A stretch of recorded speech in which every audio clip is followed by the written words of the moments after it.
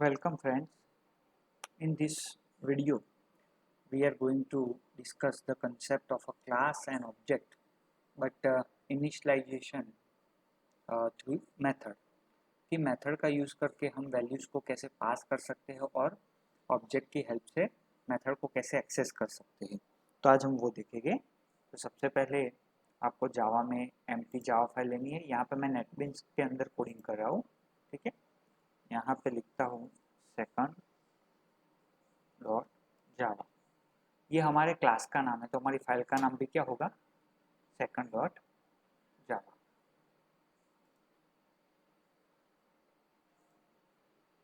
Control N, empty Java file, next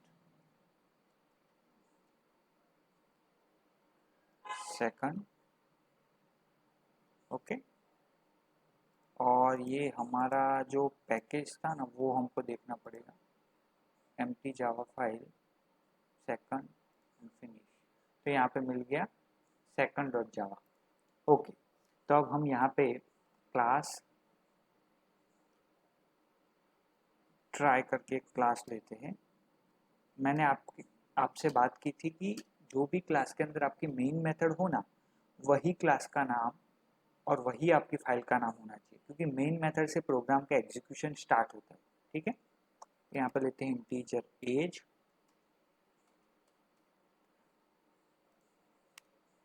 and string name, ठीक है। और इसके अंदर हम मेथड लेते हैं void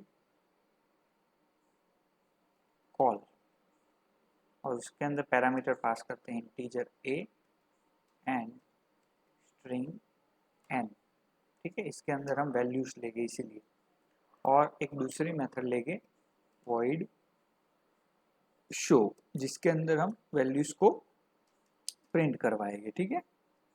वो हम लेटर ऑन देखेंगे कि क्या करना है। अब ये हो गया, हमारा एक बेसिक स्ट्रक्चर हो गया है, ठीक है।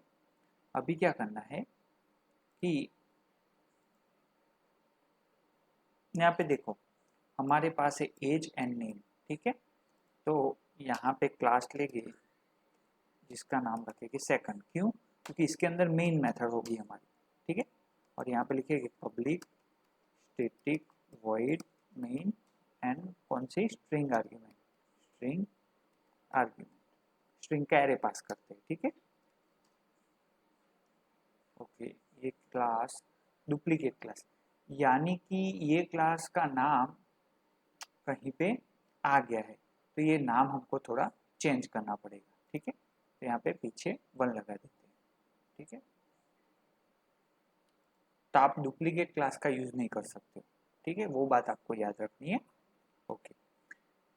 अभी यहाँ पे आपको मेथड को एक्सेस करना है, तो मेथड को एक्सेस करने के लिए आपको ऑब्जेक्ट बनाना पड़ेगा, क्योंकि क्लास के वेरिएबल्स एंड मेथड्स दोनों को एक्सेस करने के लिए आपको ऑब्जेक्ट चाहिए। किसका ऑब्जेक्ट, ये ट्राई क्लास का ऑब्जेक्ट। तो यहाँ पे लेके try t1 is equal to new try, ये है ऑब्जेक्ट, t1 आपका ऑब्जेक्ट बना, ठीक है। वैसे कोई दूसरा ऑब्जेक्ट बना दे तो ये try t2 is equal to new try, ठीक है, ओके। अभी आपके पास 2 ऑब्जेक्ट बने हैं, ओके। और यहाँ पे मैं क्या करता हूँ, ऑब्जेक्ट डॉट मेथड, यानी कि t1 ऑब्जेक्ट डॉट मेथड का नाम क्या है आपके, कॉल। उसके अंदर क्या पैरामीटर पास करेंगे, सबसे पहला एज यानी कि 32, एंड दूसरा जो पैरामीटर है उसमें नाम पास करेंगे। इसमें पास करता हूँ नाम चिराग, ठीक है, फर्स्ट। एंड दूसरा पास कराऊँ t2 डॉट कॉल के अंदर t2 डॉट कॉल, वो भी क्या है हमारा ऑब्जेक्ट ही है, ठीक है। 28 एंड राज, ठीक है। तो अभी ये दोनों पास हो गए, तो यहाँ पे कॉल में से ये वैल्यू पास होगी। ये यहाँ पे हम पैरामीटर पास करेंगे तो ये क्या करेगा, कॉल मेथड को कॉल करेगा, तो ये है हमारी कॉल मेथड। तो यहाँ पे हम लेंगे हमारा इंस्टेंस, जो क्लास के अंदर वेरिएबल डिफाइन किए हैं और मेथड के बाहर है, with in a class but method के बाहर, तो उसको कहते हैं इंस्टेंस वेरिएबल, ठीक है। तो यहाँ पे हम लेंगे एज इज इक्वल टू, जो पैरामीटर में से कौन सी वैल्यू आई, ए, एंड दूसरा नेम पैरामीटर में से एन, यानी कि जो पैरामीटर में से वैल्यू आ रही है इंटीजर वो असाइन करेंगे एज को, और जो एन वैल्यू स्ट्रिंग का नेम की जो वैल्यू आ रही है वो असाइन करेंगे नेम को एन की। ठीक है, तो ये दोनों हो गए। अभी प्रिंट क्या करवाना है हमको, एज एंड नेम। तो यहाँ पे लिखेंगे system dot out dot println. तो यहाँ पे लिखेंगे नेम इज, कौन सा है, नेम के लिए है नेम, लेकिन यहाँ पे आपको लिखना है प्लस। प्लस ऑपरेटर किस लिए यूज होता है पता है, कॉन्केट करने के लिए। ये तो एज ए टेक्स्ट लेगा और ये एज ए वेरिएबल, तो इन दोनों को अगर आपको कंबाइन करना है, ज्वाइन करना है, कॉन्केट करना है, मर्ज करना है, तो उसके लिए प्लस ऑपरेटर यूज होता है। ठीक है, ओके। वैसे ही यहाँ पे एज को भी हमको डिस्प्ले करवाना है। ठीक है, तो यहाँ पे लिखेंगे एज इज, एंड यहाँ पे लिखेंगे एज। ये कौन से वेरिएबल है, ये वेरिएबल है। ठीक है ना, चलिए। तो यहाँ पे अभी इस मेथड शो मेथड को कॉल भी करवाना पड़ेगा ना, तो यहाँ पे कैसे करेंगे, t1 डॉट शो। ठीक है, ये हो गया। एंड दूसरा है t2 डॉट शो। ओके, दोनों मेथड्स कॉल हुई। t1 के लिए जो वैल्यू कौन सी पास की थी हमने, 32 चिराग प्रिंट होगा। एंड t2 के लिए शो मेथड कॉल होगी तब कौन सी वैल्यू प्रिंट होगी, 28 एंड राज, क्योंकि t2 के लिए कौन सी वैल्यू पास हो रही है कॉल मेथड के अंदर, 28 एंड राज। तो लेट्स चेक इट। ठीक है, तो ये क्लास बनाया, उसके अंदर हमने मेथड्स से इनिशियलाइज किया और डिस्प्ले किया उन वेरिएबल्स को, और यहाँ से मेन मेथड से प्रोग्राम का एग्जीक्यूशन स्टार्ट हुआ। दो ऑब्जेक्ट्स बनाए, दो वैल्यू पैरामीटर में से पास की मेथड के कॉल मेथड है हमारी, और शो मेथड से हमने डिस्प्ले करवाया। चलिए रन करके देखते हैं, यहाँ पे आउटपुट आएगा, चेक करते हैं।